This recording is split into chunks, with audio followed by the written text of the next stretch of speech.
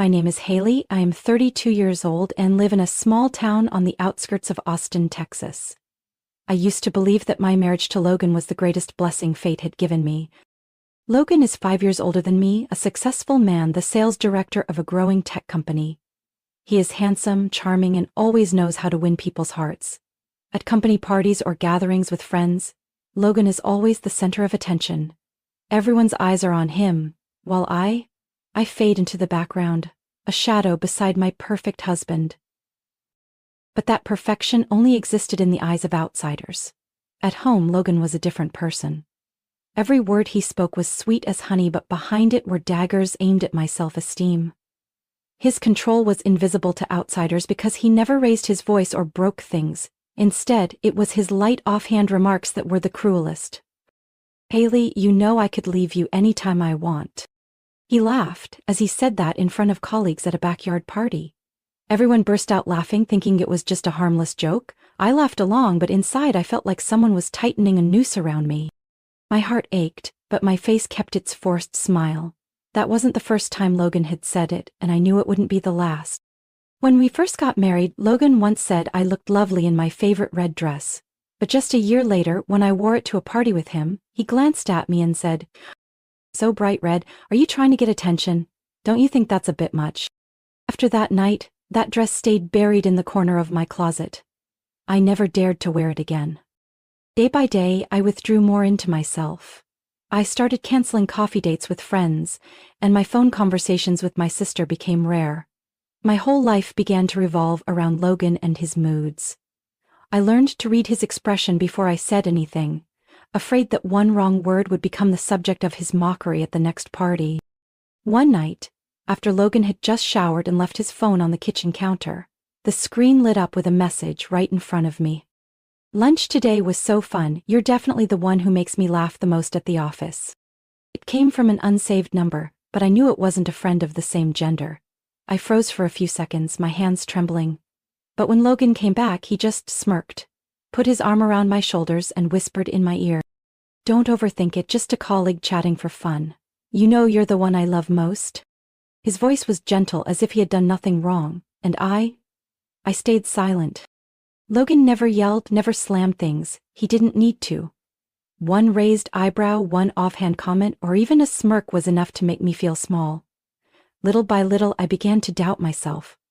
Was I being too sensitive? Was I the one with the problem? But at night, lying on that wide, cold bed, I saw more clearly than anyone else. The one with the problem was Logan, and I had let him control my mind for far too long. Logan's company's year-end party was held at an upscale restaurant on the shore of Lake Austin. I still remember that night. The air was crisp, the lights shimmering on the water, and I wore a deep blue dress he once praised as elegant, modest. Logan brought me in, his hand tight around my waist, smiling as he said to his colleagues, "Here she is, the luckiest woman tonight because she has me." Everyone laughed, someone raised a glass to toast. I just gave a faint smile, staring into my glass of wine to hide the numbness inside. As the night went on and the drinks flowed, Logan became more reckless. He kept leaving the table, whispering and laughing with colleagues, glancing at me now and then with tired, smug eyes. When the music started, Logan pulled me to the dance floor. The loud music, the dazzling lights, but what haunted me most were his words in my ear. "You know, Haley, I swear if I woke up tomorrow and you were gone, I probably wouldn't even care. A woman like you, anyone could replace." My heart skipped a beat. I stepped back, wanting to break free from his arms, but Logan laughed loudly and held me tighter, as if he'd just told the best joke. The colleagues around us thought we were just teasing each other, and they laughed again. No one saw my hand trembling. When the party ended, Logan could barely stand. I helped him down the long hotel hallway to the company's reserved rooms. He collapsed onto the sofa, eyes half closed, mumbling, "Amy, don't make a big deal out of everything. I'm still here, right? I'm still here." I looked at him, feeling empty. A thought flashed through my mind, as clear as if someone had whispered it in my ear. I quickly walked to the desk, opened a drawer, and took out the document I'd prepared on many sleepless nights. The prenuptial agreement he always refused to sign because he said, "There's no need. I'm faithful." I sat down in front of him, my voice soft as the breeze. Honey, to help me feel at ease, why don't you sign this just as a promise, even for fun? Logan laughed loudly, the smell of alcohol strong. You're funny, Haley. You think I need that to stay with you? Give it here. He grabbed the pen, scrawled his signature boldly, then leaned back on the sofa and fell asleep, still smirking in his drunken haze. The next morning, he woke up with no memory of the night before, except for the headache and the bitter taste of leftover alcohol. I had carefully folded the signed paper, tucked it into my purse, pressed flat like a lucky charm. That afternoon I met with Monica, my best friend from college, now a lawyer in Dallas. Monica didn't ask many questions when I handed her the paper. She silently read every line, every word. When she finished, she took off her glasses and looked at me with a mix of sympathy and determination. You know, in the right hands, this is a weapon. I'll help you formalize it, add what's needed to protect you. Just in case. I nodded, my heart no longer trembled. I only felt cold, the kind of cold that makes you more clear-headed than ever. From that day on, I started keeping detailed notes, the dates and times Logan came home late, the times he left hotel receipts in his pockets, the strange messages that popped up on his phone when he left it on the dining table. I no longer cried. Each dot in my notebook was a puzzle piece, a step in a plan I never wanted to need, but had to prepare. I stopped asking where he went or why he was late. I quietly gathered the evidence. His indifferent words and gestures no longer hurt the way they once did. They just pushed me further from the illusion of marriage I had tried so hard to hold on to. Since that night when Logan signed the paper he thought was just for fun, I began playing a perfect role that even he couldn't see through.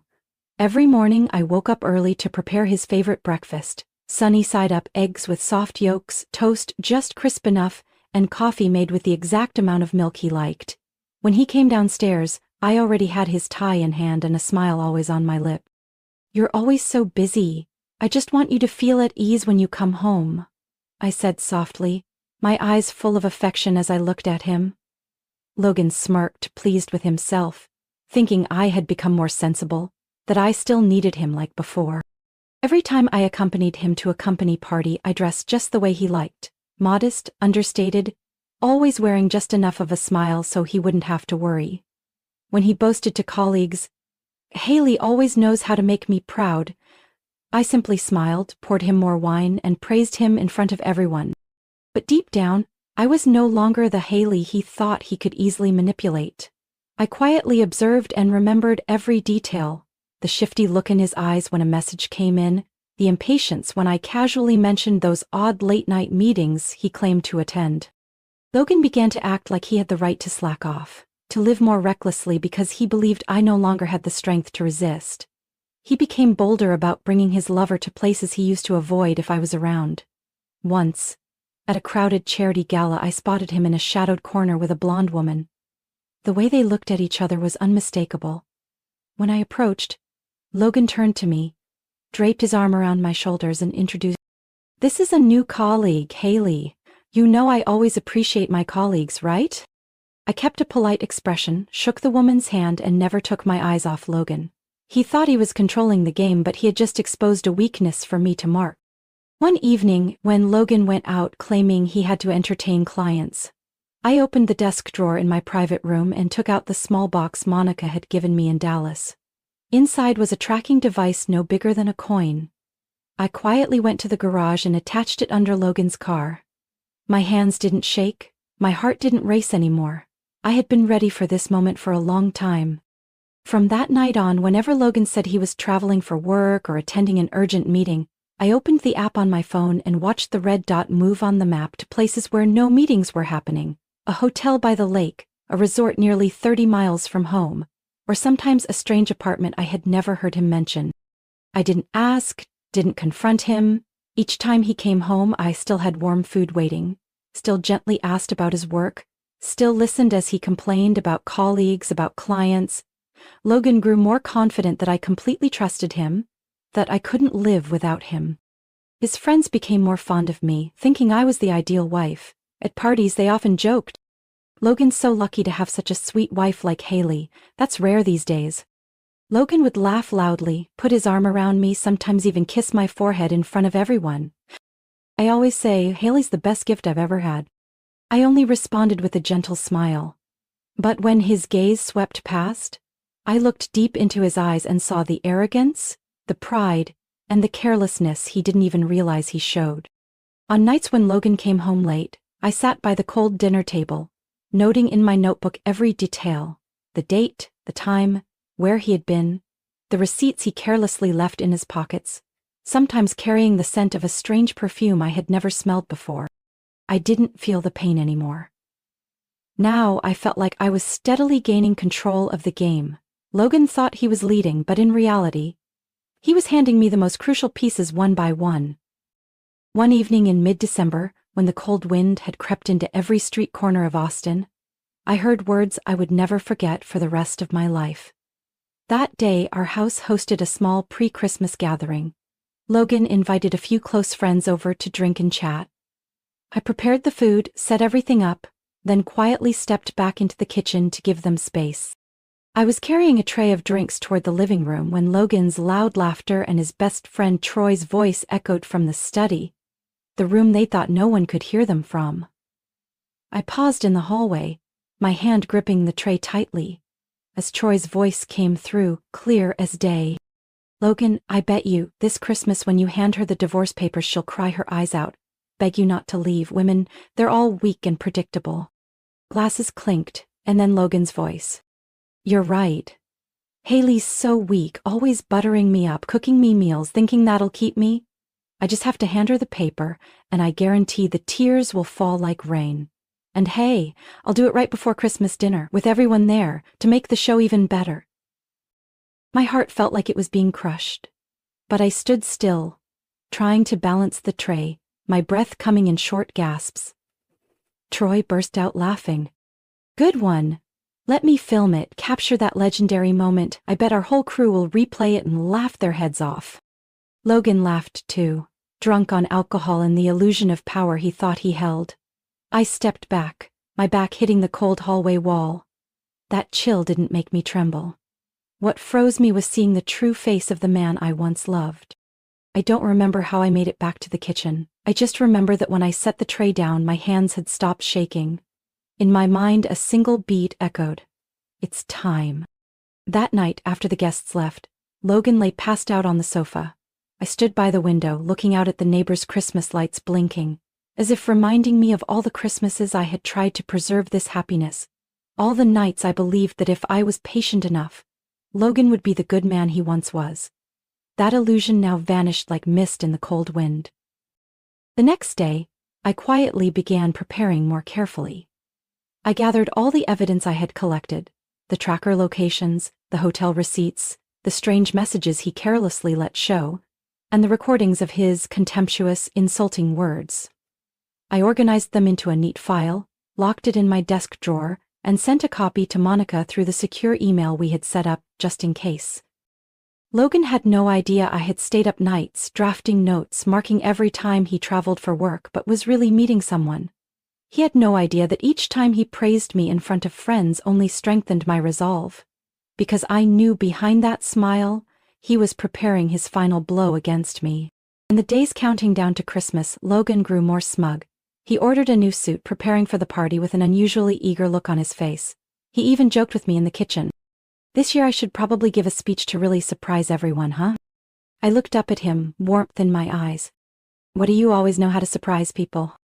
Logan laughed, kissed my forehead lightly, and grabbed his coat to go meet Troy. The moment the door closed, the smile on my face faded. I sat down on a chair, looking out the glass window where the season's first snowflakes were gently falling. Inside me there was only one thing clearer than ever. I would not let myself become the main character in the ridiculous play that Logan and Troy had so carefully staged. That Christmas Eve, our little house glowed with lights, warm with the scent of baked goods and wine. Family from both sides filled the home, the air full of laughter, well wishes, and soft, familiar Christmas music. Logan, dressed in his crisp new suit, looked every bit the perfect husband, moving about to pour wine, offering drinks, and draping his arm around me whenever someone's gaze fell on us. I wore a pale blue dress, looking gentle and kind, just as Logan always wanted. I smiled at relatives, offered more cake, more drinks, Inside, my heart beat slow and steady, calm, as if I had memorized every step of this performance. When the main course was served, roast turkey with rosemary sauce, Logan tapped his wine glass lightly, his voice ringing out. "May I have a moment? I have a surprise gift for my dear Haley." Everyone clapped, excited. I looked at him, still smiling softly, but my eyes were as silent as stone. Logan pulled a plain white envelope from his jacket pocket. No ribbon, no card. He placed it in front of me, his eyes shining with the triumph of someone certain they had won. "Merry Christmas, my love," he said, voice sweet as sugar. I stared at the envelope for a few seconds, then slowly opened it. The table gradually fell silent as I took out the divorce papers already signed. The neat lines of text, the bright red notary stamp. They felt like a verdict on nearly 8 years of marriage. I looked up and met Logan's gaze, so full of anticipation, as if he were counting each tear I was about to shed. But I didn't cry. I kept my expression soft, making everyone believe I'd just been handed a sweet gift. I took a pen from my purse, signed decisively, neatly, and slid the envelope back toward Logan. "Thank you," I said softly, loud enough for everyone to hear. The room froze. Logan frowned briefly, puzzled by my calm. The crowd began to whisper, while Troy, next to him, shifted uneasily. His look at me a mix of curiosity and doubt. I didn't let the tension linger. I opened my purse and took out a small gift box wrapped in silver paper, tied with a perfect ribbon. I placed it right in front of Logan, my eyes never leaving his. "This is the Christmas gift I prepared for you," I said. Logan glanced at the box, then smirked, his voice mocking.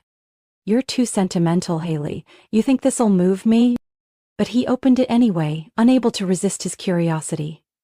Inside was a thick folder with a matte black leather cover. Inside were the prenuptial agreement he had signed during that drunken night nearly a year ago, along with the appendices my lawyer had completed. Certified copies, signatures, dates, all valid and proper. Logan's face paled, his smile frozen as he flipped through the pages. He swallowed hard, glancing at me, then looking around as if hoping someone would save him. What is this?" he stammered. My voice stayed light, but each word weighed like stone. "This is the gift you gave me, Logan. I simply kept it safe, and now I'm returning it to you." A heavy silence filled the room. I watched him for another beat, then took a small card from my purse and gently placed it in front of him. "And this?" He opened it, his hand trembling slightly. Inside was an ultrasound image. He stared at it, his eyes widening. You're pregnant?" I inclined my head slightly, my eyes steady and kind. "Yes, 8 weeks. A truly special Christmas, don't you think?" Logan pushed his chair back, his face ghostly pale. Troy peeked at the image, his mouth opening and closing without a word. "Haley, are you trying to flip the whole game?" I tilted my head, looking at him calmly. "No, Logan, I'm not flipping anything, I just prepared. You're the one who thought this was a game." The table fell silent, only the soft, Christmas music playing from the corner, and the frantic beating of Logan's heart, that perhaps only he could hear clearly now. After that Christmas night, everything began to fall apart for Logan in ways he never saw coming. I remember so clearly the next morning when he sat motionless at the dining table. The prenuptial agreement he had signed in his drunken haze nearly a year before lying in front of him. His face was pale, his eyes blank, staring into nothing like someone waking from a nightmare. But this wasn't a dream, and there was no waking up to a different reality. My lawyer, Monica, quickly completed the legal procedures. In less than a month, all the papers were confirmed by the court, and Logan officially lost over 70% of our shared assets, including the house we had lived in, most of the shares he had invested in his private company, and the properties he had worked so hard to build over the years. All because of that agreement he had once signed with a smirk, thinking it was just a joke. The news spread fast. Among friends and colleagues, Logan had once been seen as the model of a successful, confident man. A husband who knew how to keep the family flame alive. Now the rumors swirled everywhere, that he was foolish, that he destroyed himself out of arrogance, that he was brought down by the very wife he had most underestimated. The gatherings where Logan once stole the spotlight gradually saw his absence. People started avoiding mentioning his name in conversations. Troy, the one who once patted his back and laughed loudest at their shameful bet, now kept his distance, no longer daring to reach out. Monica once told me that Troy had called her hesitantly asking for information, but not daring to mention Logan's name for long during the call. Logan's career didn't escape the downward spiral either. At the company at first, colleagues still saw him as a former hero, deserving a little sympathy. But over time, every small mistake he made at work came under sharper scrutiny. Missed delivery deadlines, delayed contract signings, unanswered emails, all became excuses for management to quietly push him out of the position he'd once been so proud of. One afternoon, I happened to see the company's internal newsletter in an old family email inbox Logan had forgotten to revoke my access to. His name no longer appeared in the quarterly commendation list. The employee honor board in the main lobby, where his portrait had once been displayed with the words, "Symbol of Success," had been replaced by someone else. No one publicly tore him down. The silence and forgetting were the deadliest blows. Logan was quietly demoted. He was left with only small trivial tasks, minor contracts he used to assign to subordinates. He left the office earlier, but not because his work was done, because there was no one left for him to impress. In the following days, I began receiving emails from his company's accounting department about the payments mandated by the divorce settlement.